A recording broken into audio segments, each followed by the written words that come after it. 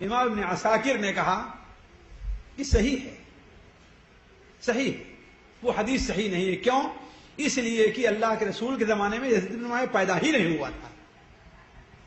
اس لیے مگر جھوٹے کو یادداشت نہیں رہا کرتی ہے. حدیث جھوٹی کر کے کیا بیان کیا؟ کہتے معاویہ ایک بار مدینہ منورہ میں جا رہے تھے، ان کے گود میں ایک بچہ تھا، تو آپ نے کہا کہ ایک جنتی شخص ایک جہنمی کو اٹھائے ہوئے ہے. تو بھلا بتائیے یزید بن معاویہ اللہ کے رسول کے انتقال کے 14 سال بعد پیدا ہو رہا ہے، 15 سال کے بعد پیدا ہو رہا ہے، تو آپ نے کیسے اسے دیکھ لیا گود میں اٹھائے ہوئے؟ تو یہ خواب امام ابن عساکر نے اپنے کسی خاص جس سے ڈائریکٹ اس سے بیان کیا ہے. امام ابن کثیر نے اس معاملے پر اپنے موضوع کو ختم کیا ہے، اور میں اپنے موضوع کو اسی پر ختم کرتا ہوں، اس لیے نہیں کہ یزید سے ہمیں محبت، اگر یزید کو معاف کر دے میرا کوئی نقصان ہے؟ آپ کا کوئی نقصان ہے؟ اللہ تعالیٰ قدرت سے بعید ہے؟ کوئی بعید نہیں ہے. اور امام ابن کثیر کا اس بات پر اپنے موضوع کو ختم کرنا یہ اس بات کی دلیل ہے کہ امام ابن کثیر رحمہ اللہ یزید کو جہنمی اور کافر اور ملعون نہیں سمجھتے ہیں. ملعون کا معنی کیا ہے؟ اللہ تعالیٰ کی رحمت سے دور ہو گیا، یعنی جہنم میں چلا گیا ہے. نعوذ باللہ من ذالک، یہ معنی ہے. جیسا کہ اخبارات نے لکھا کہ امام ابن کثیر اس کو ملعون کہنا جائز قرار دیتے ہیں، جب ملعون نہیں کہتے ہیں. تو عرض کرنے کا مقصد یہ ہے کہ یہ چند باتیں یزید ابن معاویہ سے متعلق تھیں جو ہم نے آپ کے سامنے رکھی. میں سمجھتا ہوں کہ میں اولاً تو اس موضوع کو جیسا ادا کرنا چاہیے ادا نہیں کرتا، اس لیے کہ ایک مجلس میں ادا نہیں ہو سکتا یہ بات، ایک چیز. دوسری چیز یہ ہے کہ یہ موضوع اس قدر لوگوں کے دماغ کو خراب کیے ہوئے ہے کہ ہمارے یہاں تو تو بلکہ بعض سیاسی لیڈر جو تھے وہ اصل میں شیعہ تھے، محمد علی جوہر وغیرہ، انہوں نے تو یہاں تک کہہ دیا ہے نا کہ قتل حسین اصل میں مرگ یزید ہے، قتل حسین اصل میں مرگ یزید ہے، اسلام زندہ ہوتا ہے ہر کربلا کے بعد. یہ بکواس ہے. بھلا بتائیے کربلا کے بعد کون سا اسلام زندہ ہوا؟ مسلمانوں کے اوپر مصائب اور پریشانیاں ہی پریشانیاں آتی رہیں. مسلمان اس قدر خانہ جنگی کے اندر مشغول ہو گئے، اس قدر خانہ جنگی میں بھڑ گئے کہ ایک بھائی دوسرے بھائی کی گردن کاٹنا شروع کر دیا. یہ کون سا اسلام زندہ ہوا ہے؟ تو حضرت حسین رضی اللہ تعالی عنہ کہ شہادت کا جو واقعہ ہے اس کی وجہ سے مسلمانوں کے اندر بڑی خرابیاں پیدا ہوئی. اللہ تعالیٰ نے حضرت حسین رضی اللہ تعالیٰ عنہ کو شہادت کا مقام دے کر کے انہیں اعلیٰ مقام تک پہنچا دیا. کیوں؟ اس لیے کہ وہ تھوڑی دیر کے لیے اگر تسلیم بھی کر لیا جائے کہ جب مکہ مکرمہ سے چلے تھے تو ان کا مقصد حکومت حاصل کرنا تھا، ان کا مقصد چلو یزید کی بیعت کو توڑنا تھا، تھوڑی دیر فرض کر لیجئے، لیکن آخر میں آ کر انہوں نے کیا کیا؟ انہوں نے اس سے برات کا اظہار کیا اور مطالبہ کیا کہ میرا 3 چیزوں کا سوال ہے تم سے، مجھے واپس چلے جانے دو، مجھے یزید کے پاس جانے دو، مجھے سرحدی علاقے میں جانے دو. لیکن ان کوفی جن لوگوں نے خط لکھا تھا، جو محبت کا دعویٰ کرتے تھے، جنہوں نے آپ کی اطاعت اور آپ کی مدد کے لیے طلاق کی اور عتاق کی قسمیں کھائی تھیں، ان لوگوں نے آپ کو نہ صرف شہید کیا بلکہ آپ کے خاندان والوں میں ایک شخص کے علاوہ کسی ایسے سمجھدار آدمی کو نہیں چھوڑا جو گواہی دے سکے یزید کے سامنے کہ ان لوگوں نے خط لکھ کر کے ہم لوگوں کو بلایا تھا. اور یہی نہیں کیا بلکہ حضرت حسین رضی اللہ عنہ کے خیمے کے اندر آگ لگا دی تاکہ جتنے خطوط وہ موجود ہیں سارے کے سارے جل جائیں، یزید کو ہمارے خلاف کوئی ثبوت نہ مل سکے. تو میرے عرض کرنا کون سا اسلام زندہ رہا؟ تو اس قدر اس موضوع سے متعلق جھوٹ بولا گیا ہے. ہمارے بعد اردو کے تاریخ لکھنے والے لوگوں نے اس طریقے سے اس سلسلے مبالغہ آمیزی سے کام لیا ہے کہ علامہ الحفیظ، اور بدبختی سے اردو میں مرثیہ خوانی کا ایک نظام اور ایک شعبہ چل چکا ہے اردو ادب کے اندر. اور سارے کے سارے چاہے میر انیس ہوں یا مرزا دبیر، اولاً تو یہ دونوں پکے شیعہ تھے. اس بات کو ہمارے ادبا کو سمجھنا چاہیے، علماء کو سمجھنا چاہیے کہ میر انیس اور مرزا دبیر یہ دونوں کے دونوں کیا تھے؟ پکے شیعہ تھے. اور اپنے پورے مرثیہ کے اندر کربلا ہی کا واقعہ زیادہ تر لوگوں نے بیان کیا ہے. اور انہی چیزوں نے ہمارے بہت سے اہل سنت والجماعت جن کا موقف یزید کے بارے میں وہ ہونا چاہیے جو ہم نے اہل سنت والجماعت کے اور علماء کے اقوال پیش کیے، علماء کے اقوال پیش کیے، ان سے بھی ان کا دماغ خراب ہے۔ کیوں؟ اس لیے کہ انسان کوئی بھی ہے، نیک ہے یا برا ہے، فطری طور پر اسے حضرت حسین رضی اللہ عنہ سے محبت ہے، اور ان سے محبت رکھنا ایمان کا ایک جز ہے۔ بلکہ میں تو یہ کہتا ہوں کہ ان سے جو بغض رکھتا ہے اس کے ایمان کو کینسر اور کیڑا لگا ہوا، اس کے علاج کرنے کی ضرورت ہے۔ نہ اس کی نماز اللہ کے ہاں قبول ہے، نہ اس کا روزہ اللہ کے ہاں قبول ہے۔ زاہد تری نماز کو میرا سلام ہے، بے حب اہل بیت عبادت حرام ہے۔ یہ اہل سنت والجماعت کا ہمارا موقف ہے۔ سبحانک اللہم و بحمدک، اشہد ان لا الہ الا انت، استغفرک و اتوب الیک۔ اب میں وقت بہت اگرچہ ہو چکا ہے، لیکن ہمارے بھائی اگر کوئی اس سلسلے متعلق کوئی ضروری سوال کرنا چاہتے ہیں جس کی موضوعات نہ کر چکا ہوں تو کر سکتے ہیں۔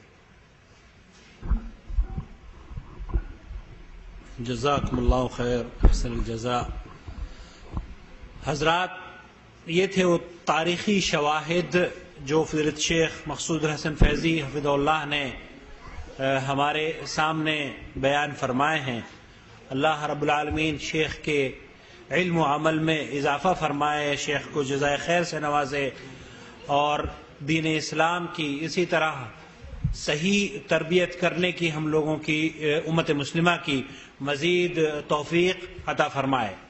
ہمیں امید ہے یہ آج کی آواز ان اشخاص تک جو اس مسئلے میں افراد و تفرید کا شکار ہیں، انشاءاللہ تعالی انہیں اہل سنت والجماعت کا موقف اختیار کرنے، اسے سمجھنے اور اس پر گامزن رہنے کی انشاءاللہ تعالی توفیق سے اللہ رب العالمین انہیں نوازے گا۔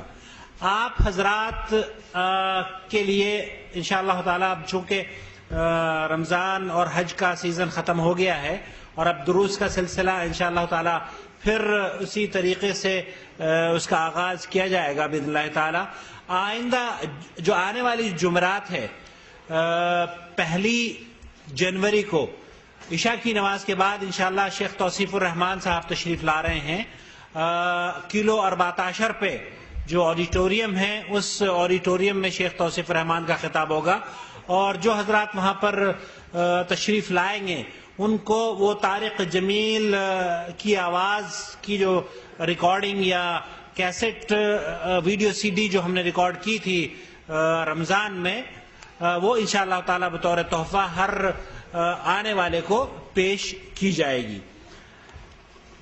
مختصر طور پر کچھ سوالات ہیں، رات بہت زیادہ ہو گئی ہے، اگر شیخ کہیں تو میں پیش کروں۔ لوگوں کا معاملہ ہے، مجھے کوئی جی، سوال یہ ہے کہ کیا وبائی امراض سے بچنے کے لیے احتیاطی تدابیر اختیار کرنا اسلامی تعلیمات کے منافی امر ہے؟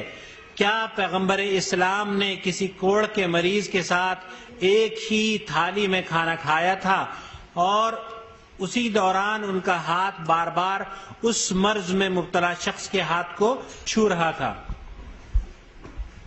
بسم اللہ الرحمن الرحیم۔ دیکھیے، اسلام ایک ایسا مذہب ہے جس میں بہت گنجائش ہے، اور کسی بھی موضوع سے متعلق کوئی ایسی بات اسلام نے چھوڑی نہیں اور تشنا نہیں رکھی ہے۔ فرق یہ ہے کہ آدمی اپنے علم، اپنے سمجھ، اپنی فقہ اور اپنی دقت نظری سے کون کہاں تک پہنچ پاتا ہے، یہ اللہ تعالیٰ کی امنک سے اسے دین ہے۔ جہاں تک وبائی امراض سے تعلق ہے، اس سلسلے میں بعض لوگوں کو شبہہ ہوتا ہے۔ کیوں؟ اس لیے کہ 2 متعارض حدیثیں آتی ہیں۔ ایک حدیث جو عام طور پر کتب حدیث کے اندر موجود ہے کہ لا عدوى ولا طیرہ، نہ ہی عدوہ کہتے ہیں اصل میں ایک مرض کا ایک شخص سے دوسری طرف تک متعدی ہونا، یعنی پہنچنے کا، جسے چھوا چھوت کی بیماری ہمارے ہاں اردو زبان میں کہا جاتا ہے۔ یعنی ایک شخص کو کوئی مرض ہے، اس کے پڑوس میں رہیے تو آپ کو وہی مرض لگ جائے، تو آپ نے فرمایا کہ عدوہ نہ ہے نہ ہی طیرہ۔ طیرہ یہ شگون لینا کی چڑیا، اگر الو کو دیکھ لیا تو ہمارا کام آگے نہیں بنے گا۔ جا رہے ہیں، آپ کے سامنے سے کوا ادھر گزر گیا، ارے اب تو جو ہے ہمارا دن پورا کا پورا منحوس ہوگا، اسے طیرہ کہتے ہیں، نحوست لینا، بدشگونی لینا۔ تو آپ نے فرمایا نہ عدوہ ہے نہ طیرہ ہے۔ اس سے بعض لوگ یہ سمجھتے ہیں کہ ہاں اسلام کے اندر احتیاطی تدابیر کی کوئی ضرورت نہیں ہے، حالانکہ یہ بات غلط ہے۔ بعض روایات میں اسی حدیث کے آخر میں ہے، آپ نے بیان فرمایا فر من المجذوب فرارک من الاسد، لا عدو ولا طیرہ، فر من المجذوب فرارک من الاسد، عدوہ اور طیرہ نہیں ہے، البتہ کوڑھی سے ویسے ہی بھاگو جیسے آدمی شیر سے بھاگتا ہے۔ کوڑھی، اس لیے کوڑ ایک ایسا مرض ہے جس کے اندر متعدی ہونے کی صلاحیت پائی جاتی ہے، جیسا کہ اطباء کہا کرتے ہیں، ٹی بی ہے، کوڑ ہے، اور اس طریقے سے طاعون ہے، اس طرح بہت سے، یا ڈینگو بخار آج کل جو چلتا ہے، یہ بخار ہیں، ان کے اندر اطباء ڈاکٹر لوگ کہتے ہیں کہ ایک سے دوسرے سانس کے ذریعے ہے، جراثیم کے ذریعے، کسی ذریعے سے منتقل ہونے کی صلاحیت رہا کرتی ہے۔ تو آپ نے بیان فرمایا کوڑھی سے ایسے ہی بھاگو جیسے کہ آدمی کس سے بھاگتا ہے؟ شیر سے بھاگتا ہے۔ دیکھیے اب ظاہر بات ہے آپ صلی اللہ علیہ وسلم کے بیان میں تضاد نہیں ہو سکتا۔ آپ نے ایک طرف تو کہا کہ نہ عدوہ ہے، یعنی کسی مرد کا متعدی ہونا ہے، اور نہ بدشگونی ہے، اور پھر آپ ہی فرما رہے ہیں کیا کہ کوڑھی سے ایسا بھاگو جیسا کہ شیر سے بھاگتا ہے، تو کیا مطلب ہوگا؟ علماء کہتے ہیں اصل میں یہ ہے کہ زمانے جاہلیت کا یہ عقیدہ تھا کہ بعض ایسی بیماریاں ہیں کہ ان کے اندر خود اپنے طور پر بغیر اللہ تبارک و تعالی کی تقدیر اور قضا اور قدر کے ایک دوسرے شخص تک پہنچنے کی صلاحیت تھی۔ تو اسلام نے اس چیز کا کیا، ہر چیز اللہ تعالیٰ کی تقدیر سے ہے کہ نہیں؟ اگر تمہارے گھر کے اندر کوئی کوڑھی ہے، تمہارے گھر میں کوئی ٹی وی کا مریض ہے، تو اس کا مطلب نہیں کہ اسے نکال کر کے کہیں ہاسپٹل کے اندر پھینکا ہو، اس کی تم خدمت نہ کرو یا گھر چھوڑ کر کے بھاگ جاؤ۔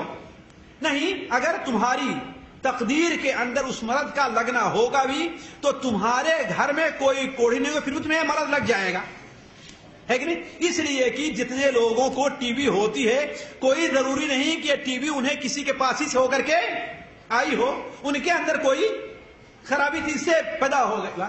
تو آپ نے بیان فرمایا کہ اس کا یہ مقصد نہیں، احتیاطی تدبیر کرو، فر من المجذوب، بھاگو، لیکن یہ نہ سمجھو کہ بغیر اللہ تعالیٰ کی تقدیر کے تمہیں کوئی چیز پہنچ جائے گی۔ آگ کے اندر کیا ہے؟ انسان جلانے کی طاقت ہے نا، لیکن اس کا یہ معنی ہے کہ آگ میں کود جاؤ اور کہو میری تقدیر میں جلنا ہو جلیں گے، ورنہ اس کا مطلب کیا ہے؟ یعنی آگ سے بچنے کی تدابیر کرو۔ اسی طریقے سے یہ جو مرض کوڑ وغیرہ ہے، اس سے بچنے کی تدبیر تو کرو، ہے نا، لیکن یہ نہ سمجھو کہ ہاں بغیر اللہ تعالیٰ کی تقدیر کے بھی تمہیں۔ تو احتیاطی تدابیر کی شریعت نے تعلیم دی ہے۔ البتہ جس حدیث کے بارے میں ذکر کیا ہے وہ حدیث تو اولاً ضعیف ہے، ایک چیز، دوسری چیز اللہ کے رسول صلی اللہ علیہ وسلم جیسا ایمان اور عام لوگ نہیں ہو سکتا ہے۔ اگر کسی کے ساتھ کوئی ایسا معاملہ پیش آ گیا کہ اس کا باپ جو ہے اس کوڑ کا مرض اس کو لاحق ہے، نعوذ باللہ من ذالک، تو اس کا مطلب نہیں کہ اپنے باپ کو چھوڑ کر کے، بلکہ اللہ پر توکل کر کے اس کے ساتھ رہے، اس کی خدمت کرے، اس کی مدد کرے، اس کو اس کے اوپر محمول کیا جائے، نہ یہ کہ یہ کہا جائے کہ ہاں بھائی جہاں پر ہمارے گھر میں، یعنی ہمیں اس گاؤں میں جانا ہے، اگر کہ وہاں پر وبائی مرض پھیلا ہوا ہے تو ہم وہاں پر جائیں گے، اگر ہماری تقدیر میں ہوگا تو لگے نہیں لگے گا، نہیں ہے۔ اسی لیے بخاری شریف کے اندر ہے کہ حضرت عمر بن خطاب رضی اللہ تعالیٰ عنہ، حضرت ابو عبیدہ، حضرت عمر خطاب شام کی طرف گئے تو ایک شہر کے اندر جب داخل ہونا چاہے تو معلوم ہوا کہ اس شہر کے اندر طاعون کا مرض پھیلا ہوا ہے۔ سارے لوگ آپس میں مشورہ کرنے لگے کہ آیا ہم اس شہر کے اندر جائیں یا نہ جائیں۔ کچھ لوگوں کا ہم جائیں گے، کچھ لوگوں کا تھا کہ ہم نہیں جائیں گے، بلکہ بعض لوگوں نے کہا کہ ہم چلیں گے، اگر ہماری تقدیر میں ہے تو ہمیں وہ مرض لگے گا، نہیں تو نہیں لگے گا۔ حضرت عمر رضی اللہ عنہ کی رائے تھی کہ نہ جایا جائے، نہ جایا جائے۔ تو لوگوں نے کہا کہ ارے آپ تقدیر سے بھاگتے ہیں، تو انہوں نے کہا کہ اللہ کی تقدیر سے، اللہ کی تقدیر کی طرف بھاگ کر کے میں جا رہا ہوں۔ اللہ کی تقدیر میں یہ بھی ہے کہ ایسی چیزوں سے احتیاطی تدابیر اختیار کرنا چاہیے۔ اتنے میں حضرت عبد الرحمن ابن عوف کہیں اپنے اونٹوں کو چرانے کے لیے گئے تھے، آ گئے، ان کے سامنے یہ معاملہ پیش ہوا تو انہوں نے کہا کہ ہاں ہم نے اللہ کے رسول صلی اللہ علیہ وسلم سے سنا ہے کہ اگر کسی شہر کے اندر، کسی گاؤں کے اندر، کسی جگہ پر طاعون پھیلا ہوا ہے تو وہاں تم جاؤ نہیں، اور جو وہاں پر موجود ہیں اس کے ڈر سے وہ وہاں سے بھاگیں نہیں۔ دیکھ لیا نا، کیوں؟ اس لیے کہ وہاں پر اگر چلے گئے اور آپ کو لگ گیا تو آپ کہیں گے اگر میں نہ آیا ہوتا تو مجھے یہ بیماری نہ لگتی، اور اگر آپ وہاں سے بھاگ کر کے جا رہے ہیں دو خرابی ہوگی، ایک تو یہ کہ اللہ پر توکل آپ کا کمزور، دوسرے یہ کہ آپ جس گاؤں میں پہنچ گئے ہیں اگر اس گاؤں میں خدا نہ خواستہ یہ مرض پھیل گیا تو لوگ کیا کہیں گے؟ یہی وہ مرض وہاں سے لے کر کے آیا ہوا ہے کہ نہیں؟ علماء نے بات لکھی ہے، یہی مرض وہ لے کر کے آیا ہوا ہے۔ اس لیے جس شہر میں ہو اگر اس شہر میں تعاون ہے تم بھاگو نہیں وہاں سے، اور اگر اس شہر میں تم ہو نہیں تو وہاں پر تم جاؤ نہیں۔ جی جزاک اللہ خیر۔ جو لوگ نماز میں رکوع میں شامل، اچھا موضوع پر ٹھیک ہے۔ ہاں آپ کے پاس کوئی سوال ہے؟ تحریر کیا آپ نے؟ اچھا چلیے پوچھ لیجیے۔ ہاں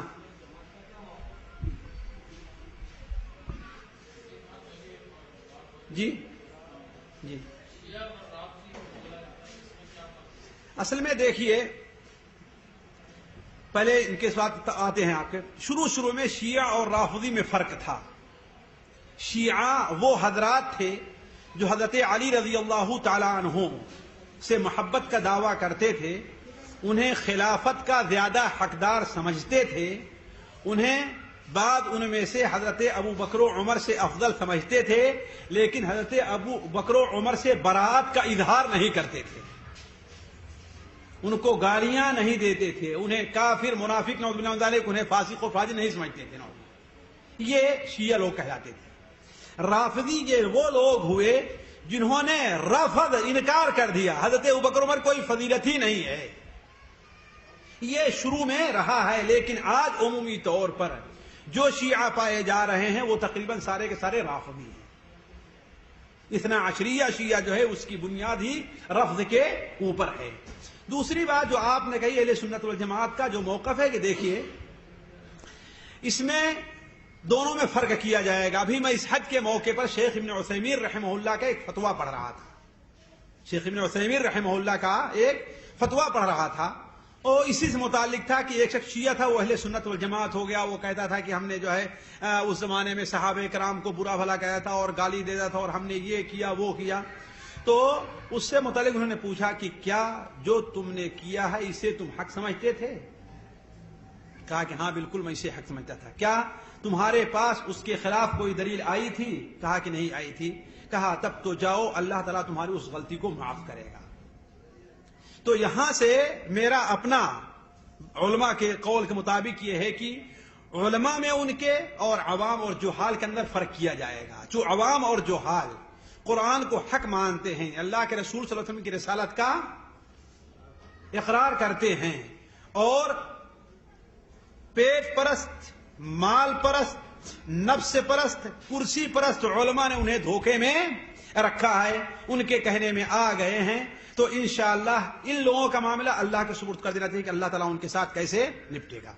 البتہ جو ان کے عالم ہیں، ظاہر بات ان کے بارے میں تو سخت موقف ہونا چاہیے کہ ان کے کم سے کم ایمان کے بارے میں تو مجھے تو شبہ ہے کہ وہ لوگ مسلمان ہیں کہ نہیں۔ جی جزاکم اللہ خیر۔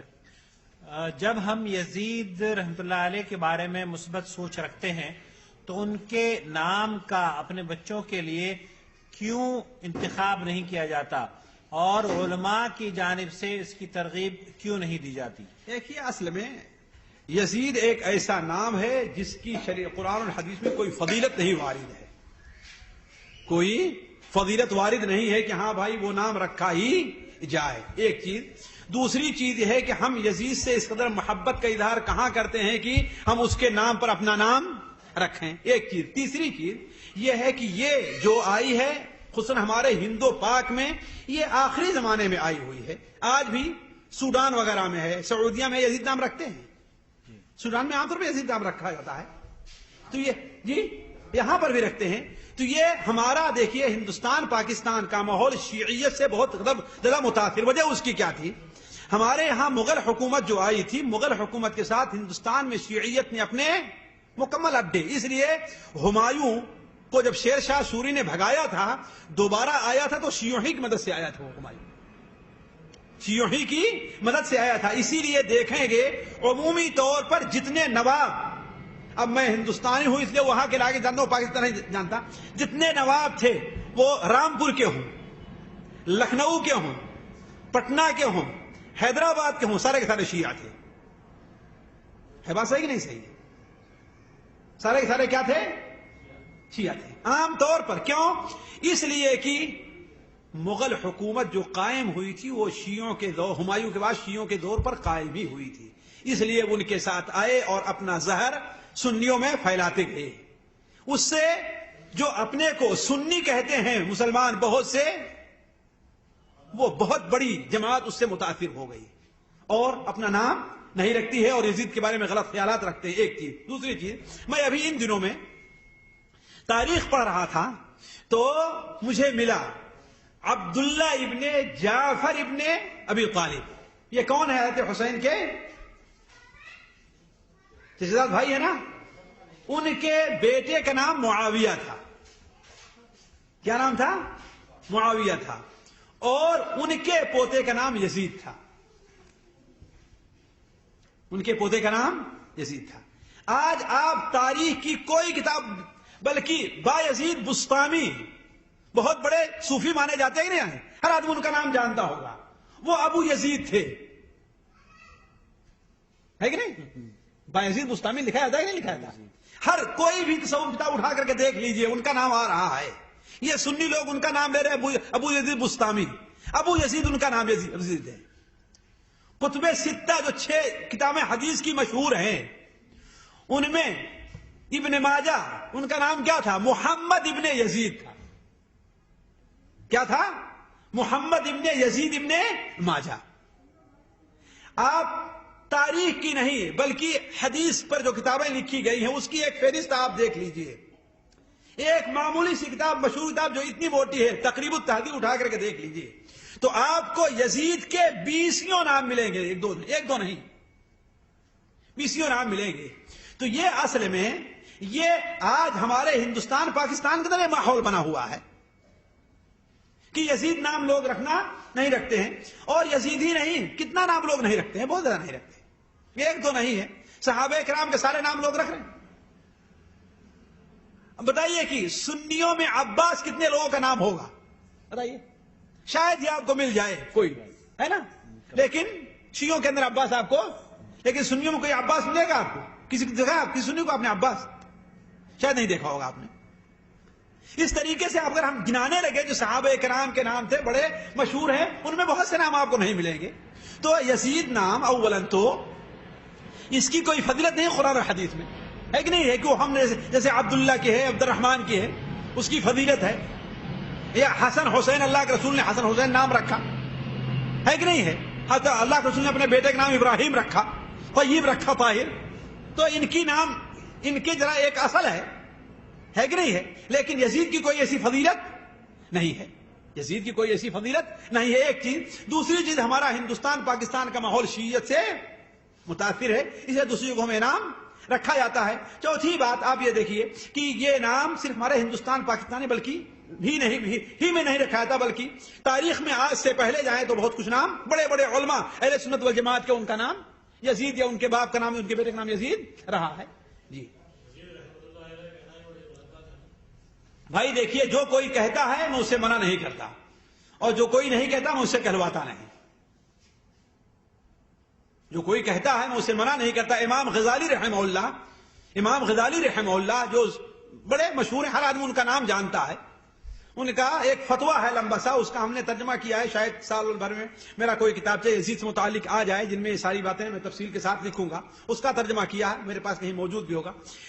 انہوں نے کہا ہے، امام غزالی رحمہ اللہ نے، کہ یزید کو رحمہ اللہ کہنا بہتر ہے. امام غزالی رحمہ اللہ، کوئی دوسرا نہیں. تو کہنے کو تو اگر کوئی کہتا ہے تو ہم نہیں کہتے کہ ہاں بھائی کیوں کہا تم نے، لیکن اگر کوئی نہیں کہتا تو ہم نے کہا تم کہو، ضروری کہو اسے، ٹھیک ہے، اس کا مرضی.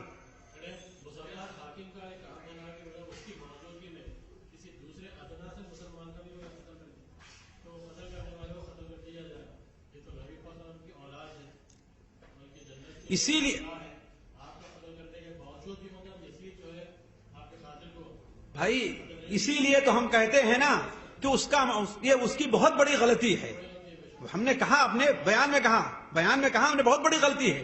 یہ اس نے بدلہ نہیں لیا، اگر اس کے سامنے کوئی مجبوری تھی ہو سکتا ہے. دیکھیے یہ کوئی بڑی بات نہیں ہے.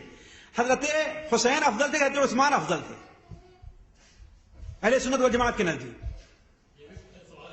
جی حضرت عثمان افضل ہیں. اہل سنت والجماعت کا یہ عقیدہ ہے کہ حضرت عثمان افضل ہیں.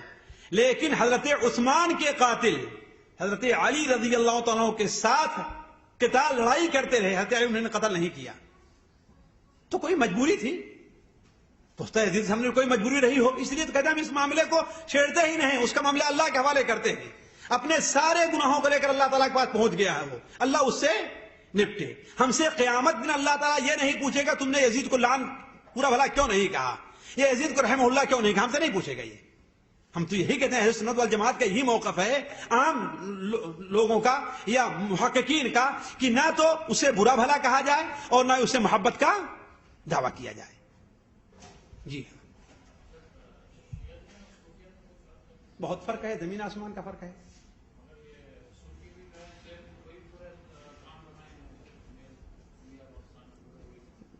انڈیا پاکستان کے صوفی ہے کہ نہیں ہے یہ تو الگ مسئلہ ہے کہ نہیں ہے کہ وہ صوفی ہیں کہ اور کچھ ہیں, ہے کہ نہیں ہے. لیکن یہ ہے کہ علی کل حال بنیادی طور پر صوفیت اور شیعیت میں فرق ہے. اصول کے لحاظ سے, کتابوں کے لحاظ سے, ہر چیز کے لحاظ سے فرق ہے. جی لکھتے ہیں کہ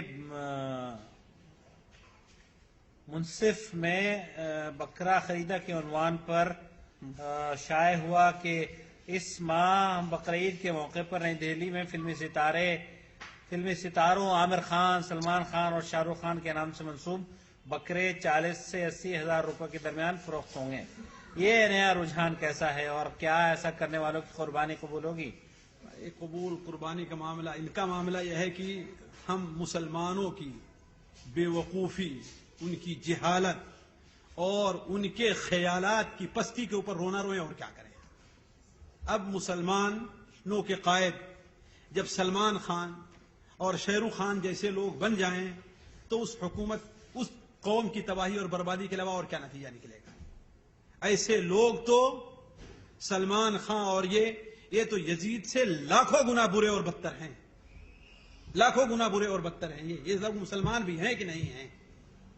سلمان خان ہو یا شاہ رخ, نام رکھنے سے کوئی مسلمان نہیں بنتا. یہ لوگ مسلمان بھی ہیں کہ مسلمان نہیں ہیں.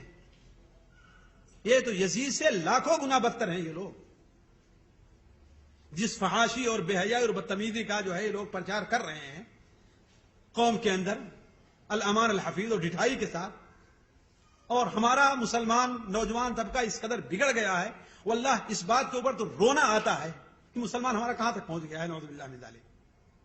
غیر قومیں ہمارے بارے میں کیا کیا فیصلہ کر رہی ہیں, لیکن ہمارا مسلمان ہے کہ ناچنے اور گانے والوں کے پیچھے دوڑ رہا ہے. مجھے تو یاد آیا کہ اندلس کی بربادی کا قصہ لکھتے ہوئے لوگوں نے ایک قصہ لکھا کہ جب فرانس کے بادشاہ نے جاسوس بھیجے کہ جا کر کے دیکھو کہ پورے اندلس کے اوپر قبضہ کر رکھا ہے, آخر اس کی صورتحال کیا ہے. تو ایک شخص ادھر سے گزرا تو دیکھا کہ ایک بچہ ایک درخت کے نیچے بیٹھ کر کے رو رہا ہے. 9-10 بجے کا وقت ہے. اس سے پوچھا بچے تم کیوں رو رہے ہو؟ کہا کہ میں اسکول جا رہا تھا, مجھے درخت کے اوپر 2 چڑیے دکھائی دی, تو ہم نے نشان لگایا کہ ایک نشان سے دونوں چڑیوں کو مارنا ہے. لیکن وار تو کیا, لیکن ایک گرا, ایک چڑیا نیچے آیا اور ایک اڑ گئی. مجھے ڈر ہے کہ کل جو ہے دشمنوں سے مقابلہ ہوگا تو میرا نشانہ اس قدر غلطی کرے گا تو کیسے میرا کام چلے گا. وہ قاصد وہیں سے فوراً واپس چلا گیا فرانس. کہا کہ نہیں, اس قوم کے اندر ابھی جب بچوں کا یہ خیال ہے تو اس قوم سے تم لوگ جیت نہیں سکتے ہو. پھر کیا کام کیا کہ اپنی لڑکیوں کو ان سے شادی کرائی, صوفے اور یہ اور وہ ان کے محل کے اندر بھیجنے, یعنی انہیں آرام پرستی کی طرف, اور دھیرے دھیرے جو ہے گانے والی اور ان کے یہاں بھیجنا شروع کیا. پھر 25-50 سال گزر جانے کے بعد پھر وہی دوسرے قاصد کو بھیجا تو کیا دیکھتا ہے کہ ایک بچہ درخت کے نیچے بیٹھا اور رو رہا ہے. پوچھا بچے تم رو کیوں رہے ہو؟ تو کہا کہ یہ میری انگلی کے اندر جو ہے ایک انگوٹھی تھی, وہ میری محبوبہ میری معشوقہ کی تھی, وہ پتہ نہیں کہاں گر گئی ہے, میں اسے کیا منہ دکھاؤں گا. تو فوراً واپس گیا اور کہا کہ اب حملہ کرنے کا وقت آ گیا ہے, اب حملہ کرنے کا وقت آ گیا ہے. آتش کو یہ بتلاؤں تقدیر امم کیا ہے, شمشیر و سنان اول طاؤس و رباب آخر. تو اب مسلمان طاؤس و رباب پر آ گیا ہے تو اس کی بربادی سے کون بچا سکتا ہے؟ نہ کوئی عالم بچا سکتا ہے، نہ کوئی سیاسی لیڈر بچا سکتا ہے.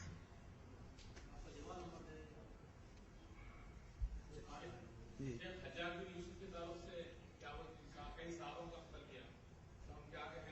حجاج بن یوسف کئی صحابہ کو قتل کیا. کس صحابی کو؟ صحابی کو قتل کیا. جی ہم نے بھائی جہاں تک یہ پڑھا ہے، ہوتا مجھ سے غلطی ہو، میں تاریخ کا طالب علم نہیں ہوں، بہت پہلے کی میری تاریخ پڑھی ہوئی ہے کہ صحابہ کو کی توہین کی ہے، لیکن قتل کیا مجھے یاد نہیں کس. بھائی دیکھیے اسے قتل نہیں کریں گے، یہ تو کیا ہے کہ وہ جو ہے لڑائی ہوئی ہے کہ نہیں ہے، اس کے اندر وہ تھے، ان کو آ کر کے وہ تیر اور یہ اور وہ لگا، وہ مارے گئے. قتل کا معاملہ یہ ہے کہ پکڑ کے لے آؤ اور سامنے قتل کرے. تو اسے دوسری بات ہے جب دو طرف سے لڑائی ہوتی ہے تو اس میں قتل کا معاملہ ہے کہ بغیر کسی اتنے بڑے جرم کے لا کر کے اس کے سامنے. حجاج بن یوسف جو ہے کوئی ظاہر بات ہے ایک ظالم اور فاسق تھا. اللہ کے رسول صلی اللہ علیہ وسلم کی حدیث یہ ہے کہ ثقیف میں دو پیدا ہوں گے، ایک خون کرنے والا پیدا ہوگا اور ایک جھوٹا پیدا ہوگا. خون کرنے والا حجاج ابن یوسف تھا اور جھوٹا مختار ابن عبید ثقفی شیعی تھا، جس نے پہلے تو اہل بیت سے محبت کا دعویٰ کیا اور عبید اللہ ابن زیاد کو قتل کیا. اس نے عبید اللہ ابن زیاد کو، جس نے حضرت حسین کو شہید کیا فوج نے، اسے قتل کیا. پھر اس کے بعد نبوت کا دعویٰ کر بیٹھا.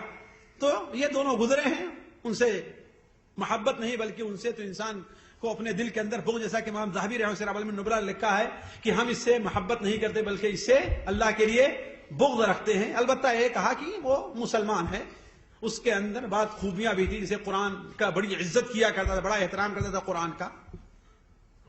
حجاج بن یوسف کہتے ہیں کہ تشکیل وغیرہ اسی کے دیا ہوا ہے. امام جوزی نے سیرہ النبلہ میں لکھا ہے کہ ہم اس سے محبت نہیں بلکہ بغض رہتے ہیں، کہ تمام خرابیوں کے باوجود قرآن سے بڑی محبت رکھنے والا تھا. تو ظاہر بات ظالم تھا، اس نے بہت خون کیا ہے لیکن کسی صحابہ کو قتل نہیں کیا. اس نے سعید ابن جبیر جیسے تابعین بڑے بڑے تھے، ان کو صحابہ کو قتل نہیں کیا.